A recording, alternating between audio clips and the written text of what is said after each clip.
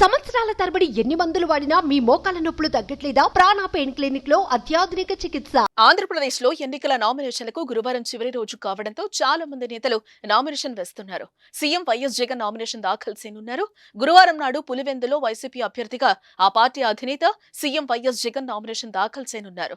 ఉదయం 11:25 నుంచి 11:45 లోపు ఆర్టీఓ కార్యాలయంలో ఆర్ఓకు నామినేషన్ అందజేయనున్నారు జగన్. దానికంటే ముందు పులివెందుల్లోని సిఎస్ఐ గ్రౌండ్ లో జగన్ భారీ బహిరంగ సభలో పాల్గొనున్నారు. ప్రజలనుద్దేశించి ఈ సభలో ప్రసంగిస్తారు.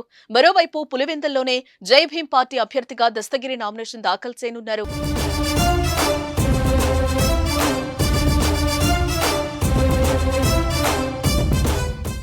వివేక హత్య కేసులో దస్తగిరి అప్రూవర్ గా మారిన విషయం తెలిసిందే. ఈ దస్తగిరి ఇప్పుడు జగన్ కు వ్యతిరేకంగా పోటీకి రెడీ అయ్యారు. దస్తగిరి నామినేషన్ కార్యక్రమానికి జై భీం పార్టీ అధినేత జడా శ్రవణ్ కుమార్ హాజరవుతున్నారు. జగన్ నామినేషన్ కార్యక్రమం ఉండడంతో దస్తగిరికి ఉదయం అనుమతి నిరాకరించారు పోలీసులు. జగన్ పులివెందుల నుంచి వెళ్లాక మధ్యాహ్నం 2 గంటల తర్వాత నామినేషన్ వేసుకోవాలని పోలీసులు సూచించడం జరిగింది. అయితే దస్తగిరి ఎన్నికల్లో పోటీకి దిగడం సంచలనంగా మారింది. ఇప్పుడు పులివెందుల్లో జగన్ తో ఢీకొనడం అంటే సామాన్య విషయమేమీ కాదు.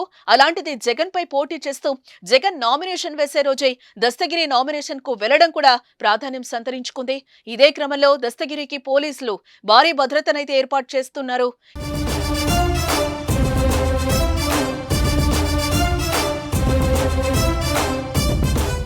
ఎటువంటి అవాంఛనీయ సంఘటనలు జరగకుండా, శాంతి భద్రతలకు విఘాతం కలగకుండా పోలీసులు గట్టి బందోబస్తు ఏర్పాటు చేశారు. అయితే దస్తగిరి ఇటీవల చేసిన కామెంట్స్ కాకరేపుతున్నాయి. పులివెందుల్లో తన నామినేషన్ ను అడ్డుకోవాలని వైసీపీ చూస్తోందన్నారు. తన నామినేషన్ వేసే టైంలోనే తనపై రాళ్ల దాడికి ప్రయత్నాలు చేస్తున్నట్లుగా ఇన్ఫర్మేషన్ వచ్చిందని అన్నారు. పులివెందుల్లో తనను జగన్, అవినాష్ రెడ్డి ఇబ్బందులు పెడుతున్నారు. అయినా దేనికి భయపడే ప్రసక్తే లేదన్నారు. దేన్నైనా ధీటుగా ఎదుర్కొంటారని దస్తగిరి చెప్పారు. ఏప్రిల్ 18న మొదలైన నామినేషన్ల స్వీకరణ ప్రక్రియ ఏప్రిల్ 25వ తేదీతో ముగుస్తుంది. 26న రిటర్నింగ్ అధికారులు నామినేషన్లు పరిశీలన చేస్తారు. 29 వరకు నామినేషన్ల ఉపసంహరణకు గడువిచ్చారు. మే 13వ తేదీన ఉదయం 7 గంటల నుంచి సాయంత్రం 6 గంటల వరకు పోలింగ్ జరుగుతుంది. జూన్ 4న ఓట్ల లెక్కింపు, ఫలితాలు వెల్లడిస్తారు.